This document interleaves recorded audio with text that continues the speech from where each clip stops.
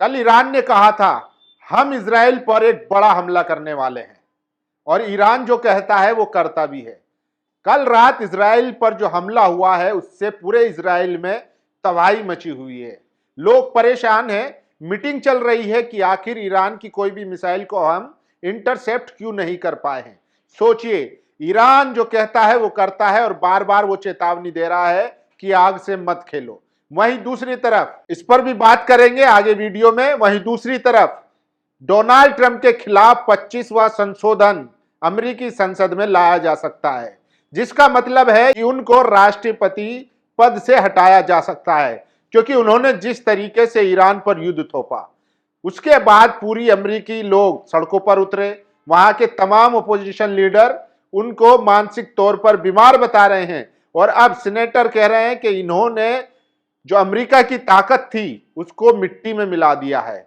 एक पूर्व सैनिक ने तो यहां तक कहा है कि इन्होंने हमारे बच्चों के सामने हमारी फजीहत कर दी, हम आंख से आंख नहीं मिला पा रहे हैं, और अमेरिका का जो रवाब था वो सारा खत्म करवा दिया गया है। सोचिए, वहीं तीसरी तरफ अमेरिका ने कहा है कि उन्होंने अपना पायलट रेस्क्यू कर लिया, लेकिन कहानी सिर्फ इतनी नहीं है। सोचिए, हमने पहले ही कहा था कि अमेरिका की जो गोदी मीडिया है वो डैमेज जो हुआ है उसको कंट्रोल करने की कोशिश कर रही है। दरअसल ट्रंप ने इस्फहान में जो उसकी न्यूक्लियर फैसिलिटी है वहां पर एक बड़ा ऑपरेशन की प्लानिंग की थी, जिसको लेकर खबर आ रही है कि जो 8 जनरल हटाए गए थे वो इसीलिए हटाए गए थे क्योंकि वो इस प्लानिंग के, इस ऑपरेशन के खिलाफ थे।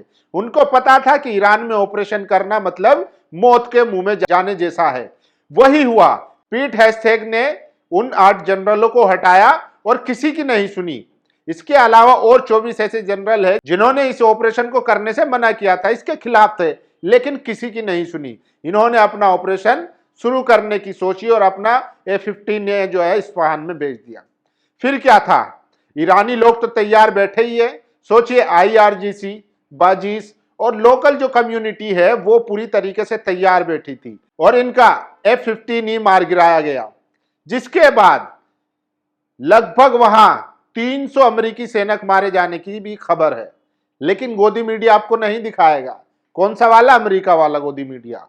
वो क्या दिखा रहा है कि हमने रेस्क्यू ऑपरेशन कर लिया। और सोचिए, जब उनका पायलट वहां पर इजेक्ट करके ईरान में उतर जाता है तो फिर ये लोग जब उसको रेस्क्यू करने जाते हैं, उस दिन रात में भीषण मुठभेड़ हुई है। सोचिए, ये बुजुर्ग देख रहे हैं, ये ईरान के ट्राइबल हैं, ईरानी आदिवासी हैं।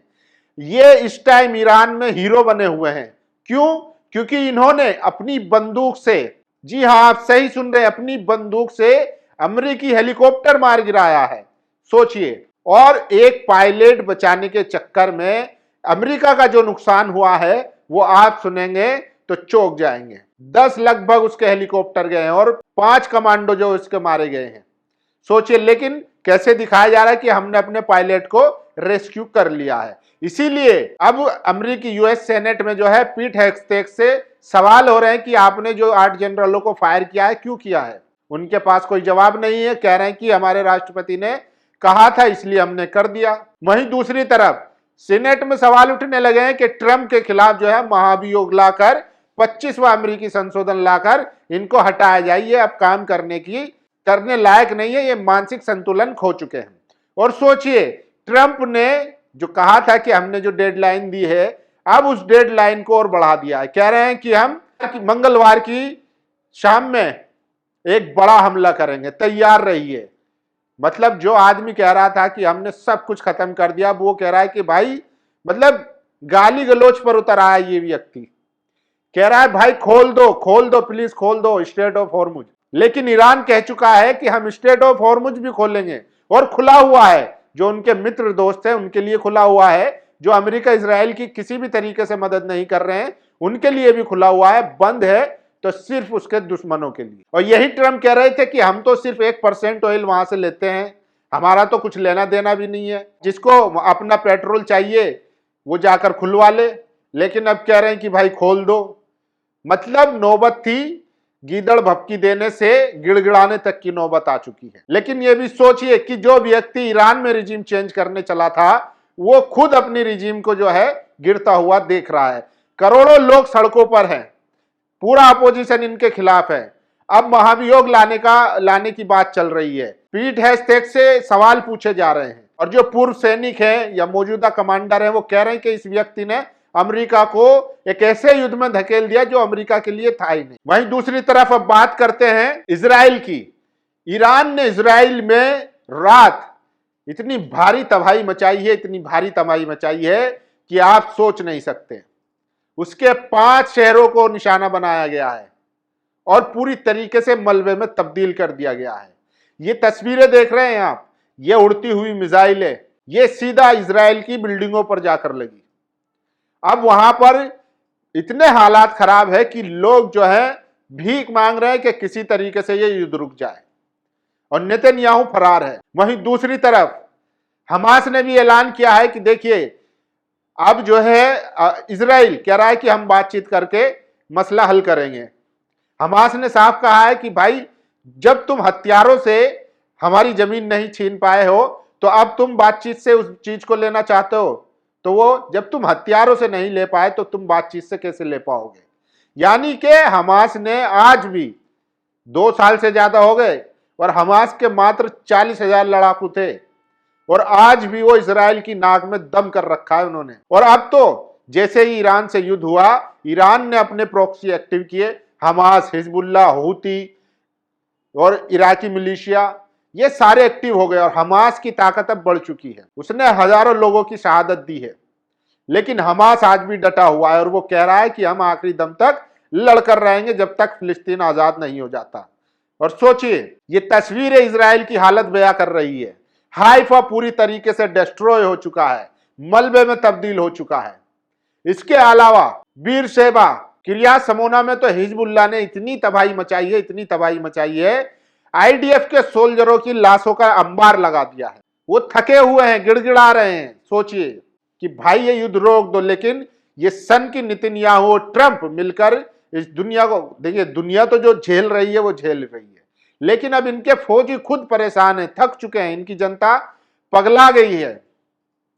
वहीं दूसरी तरफ ईरान ने जो इजराइल में जो ड्रोन बनाने वाली फैक्ट्री थी उसको भी निशाना बनाया है और पूरी तरीके से नष्ट कर दिया है। अब खबर आ रही है कि इजराइल की कमर टूट चुकी है। एक ईरान से लड़ने के लिए इजराइल को किसकी मदद चाहिए? अमेरिका की। अमेरिका किसकी मदद मांग रहा है? नाटो की, यूरोप की, जो कि उसको नहीं मिली। सोचिए, एक ईरान से लड़ने के लिए, तो आप समझ सकते हैं कि ईरान की पावर क्या है। और दुनिया हैरान है कि आखिर ईरान ने इतना बड़ा कारनामा कैसे कर दिया। जो दुनिया पर तानाशाही करता था, दुनिया की सुपर पावर था, जिसके पास हथियारों का जखीरा है, एयरफोर्स ऐसी कहा जाता है कि उसकी एयरफोर्स इतनी काबिल है वो कहीं भी जाकर ऑपरेशन कर देती है। दरअसल उसका मुकाबला कभी भी, जिसको कहते हैं ना आम भाषा में कि मर्दों से नहीं लिया था उसने पंगा। वो गरीबों पर, मजलूमों पर, कमजोरों पर जाकर अपनी ताकत दिखाता था। लेकिन जब मर्द से सामना होता है तो स्थिति यही हो जाती है। और ये कोई पहली बार नहीं है। दुनिया शौक है कि ईरान ने किस तरीके से एक सुपर पावर को घुटनों पर लाद दिया, और ये पहला भी नहीं है। देखिए, ईरान के लोग इस्लाम को मानने वाले हैं, वो इमाम हुसैन को मानने वाले हैं, वो हजरत अली को मानने वाले हैं, वो मोहम्मद साहब को मानने वाले लोग हैं, वो एक अल्लाह में यकीन रखने वाले लोग हैं। तो उनको कौन हरा सकता है बताओ।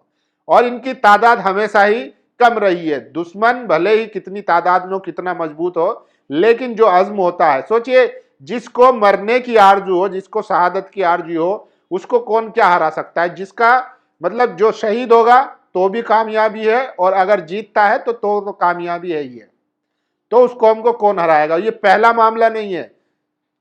रोमन एम्पायर, उस वक्त की सुपर पावर, किसने हराया? मुसलमानों ने। पर्शियन एम्पायर, उस वक्त की सुपर पावर, किसने हराया? मुसलमानों ने, चंद मुसलमानों ने। मंगोल एम्पायर, चंगेज खान, उसको किसने मात दी? मुसलमानों ने, चंद मुसलमानों ने। और आज अमेरिका, जो खुद को अपने आप को सुपर पावर कहता था, दुनिया जिसके सामने घुटने टेकती थी, आज ईरान ने उसको घुटनों पर ला दिया है। और जाते जाते अब की जो सबसे बड़ी खबर आ रही है, अब पाकिस्तान के जो आसिम मुनीर हैं, आर्मी चीफ, उनकी तरफ से प्रस्ताव दिया गया है, सीरियस वाला प्रस्ताव, जिस पर ईरान की तरफ से भी बयान आया है, एक्सेप्टेंस आई है। क्योंकि ट्रंप अब समझ चुके हैं वो ग्राउंड ऑपरेशन नहीं कर सकते हैं। ग्राउंड ऑपरेशन करने का मतलब है अपनी सेना को मौत के मुंह में फेंकना, क्योंकि आईआरजीसी तो वहां है ही, प्लस जो वेगनर ग्रुप है वो भी ईरान में मौजूद है। तो अमेरिका के लिए ये ऑपरेशन और ये जंग और ये युद्ध इतना आसान नहीं है। अभी तक 38 दिनों में अमेरिका को क्या हासिल हुआ? एक भी चीज वो हासिल नहीं कर पाया सिवाय वो हत्याएं करने के। तो ईरान ने दुनिया की सुपर पावर की कमर तोड़ दी है, उसका गुरूर तोड़ दिया है, उसका तकब्बुर तोड़ दिया है और उसको घुटनों पर लाने पर मजबूर कर दिया है। और अब जो मैं खबर बता रहा हूं कि अमेरिका अब गिड़गिड़ा रहा है, वो पाकिस्तान के जरिए ईरान से सीज फायर के लिए कह रहा है कि सीज फायर कर लो भैया, अब तो कर लो। लेकिन ईरान कह चुका है कि सीज फायर होगा तो हमारी शर्तों पर होगा। स्टेट ऑफ हॉर्मुज भी खुलेगा लेकिन हमारी शर्तों पर खुलेगा। पिछली बार की तरह हम तो बातचीत कर ही रहे थे, हमने तो आपकी सारी शर्तें मान ली थी, लेकिन हमारे साथ धोखा हुआ। लेकिन इस बार ईरान चाहता है कि कोई ऐसी गारंटी दी जाए, ऐसा कोई अगर सीज फायर हो तो ऐसा एग्रीमेंट बनाया जाए या ऐसी व्यवस्था बनाई जाए ताकि अमेरिका दोबारा अगर हमला करे तो उसका भुगतान उसको करना पड़े।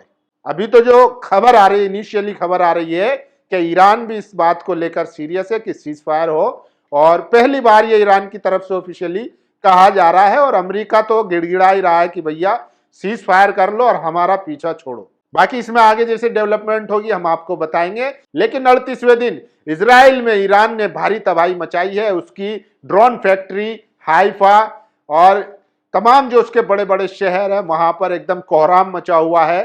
सेटलर जो है वो भागे फिर रहे हैं कि हम जाए तो जाए कहाँ। अब उनके पास कोई चारा नहीं है। उनका आयरन डोर, एरो 3 जो पूरा जो उसकी वायु रक्षा प्रणाली थी पूरी तरीके से तबाह हो चुकी है। अब मिसाइल जाकर सीधा हिट कर रही है उसकी बिल्डिंगों में। बंकर भी नहीं बच पा रहे हैं। बंकर में तो इतनी मतलब सड़ांध आ रही है कि वहां पर लोग परेशान है, अंदर वो रुक नहीं पा रहे हैं, बाहर उनको जान को खतरा है। अब करे तो क्या करें। बाकी आप लोगों को क्या राय, अपनी राय जरूर दीजिए। शुक्रिया। नेशनल दस्तक की आपसे गुजारिश है कि अगर इसको बचाना चाहते हैं तो नेशनल दस्तक को सब्सक्राइब करने के लिए रेड कलर के सब्सक्राइब बटन को दबाएं, फिर बेल आइकन की घंटी दबाएं।